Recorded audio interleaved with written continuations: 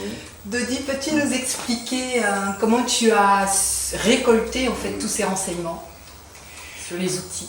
Oui, parce que je suis rentré sous l'habitation à l'âge de 2 ans. Et je voulais rendre mes mémoires aussi, une mémoire aux grandes personnes qui ont travaillé sous l'habitation. J'ai vécu avec eux, j'allais beaucoup d'endroits avec eux. Donc j'ai dit que j'allais faire quelque chose pour eux. Mais j'étais à l'école, bon, rarement comme on dit.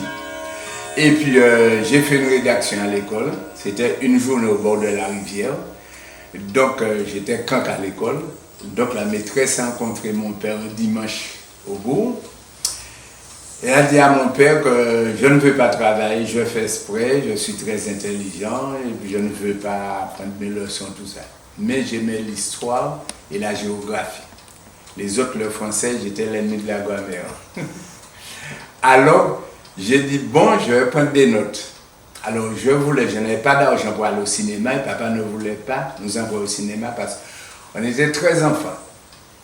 Donc, j'ai dit, alors, pour voir les gens, pour aller causer avec eux, à la place du cinéma, au lieu d'aller au cinéma, le dimanche matin.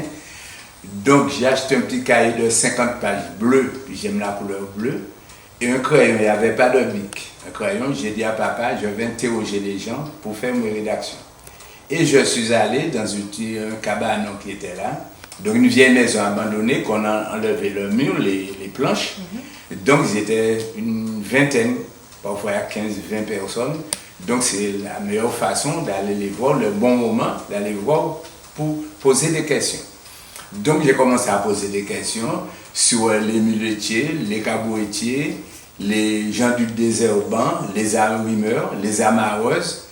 Et j'ai vu que c'est très intéressant. On m'a donné beaucoup d'informations. Donc, je suis allé pendant 5 à 6 fois avec eux. Donc, et puis là, j'ai complété mes cahiers. Donc, j'ai réussi à conserver une dizaine de cahiers de 50 pages. Donc là, tu avais 13 ans, on peut ouais, j'avais 13 ans, oui, j'avais 13 ans.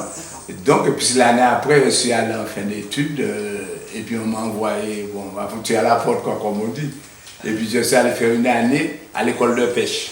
Une année parce que l'allocation familiale, on allait enlever ma part aussi, puisque c'est de 6 ans à 16 ans. D'accord. Oui, puisque l'école c'était de 6 ans à 13 ans, c'est un 59 de bol à ajouter pour les 6 ans.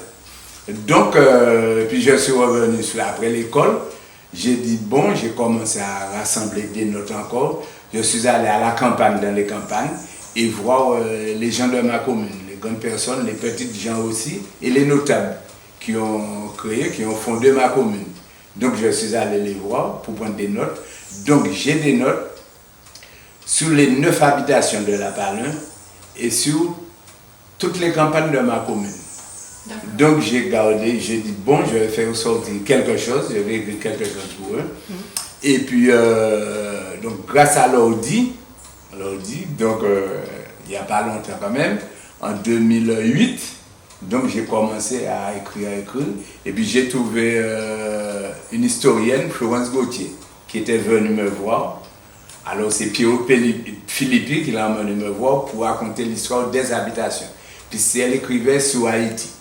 Alors je faisais la comparaison sur Haïti, l'usine de Rivière-Salée, les habitations. Et puis je lui ai dit, bon, pour donner forme à ce que j'ai écrit, est-ce que tu peux prendre la plume pour donner forme à ce que j'ai écrit? Et puis c'est de là, c'est parti.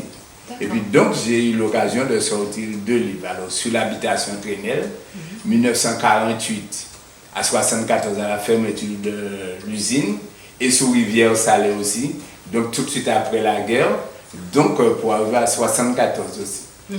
Donc ce sont tes notes de l'enfance, de l'adolescence de l'adolescence. C'est une chance que j'avais une vingtaine de personnes à interroger au même moment.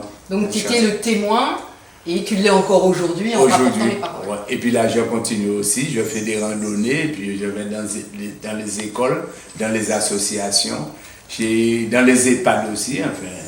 Je fais la transmission un peu partout sur partout sur la Martinique. Et là encore, tu possèdes de nombreux objets. Alors, des objets de collection que j'ai, qui appartiennent à ma famille, à les grandes personnes.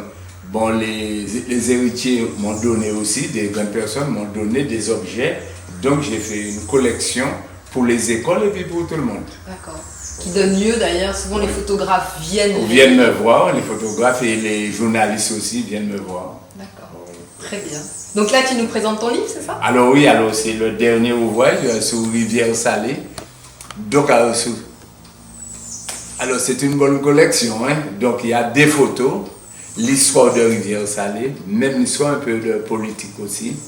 Tout et tout, de toutes les campagnes, les petites boutiques, tous les corps de métier de Rivière Salée. Tous les corps de métier.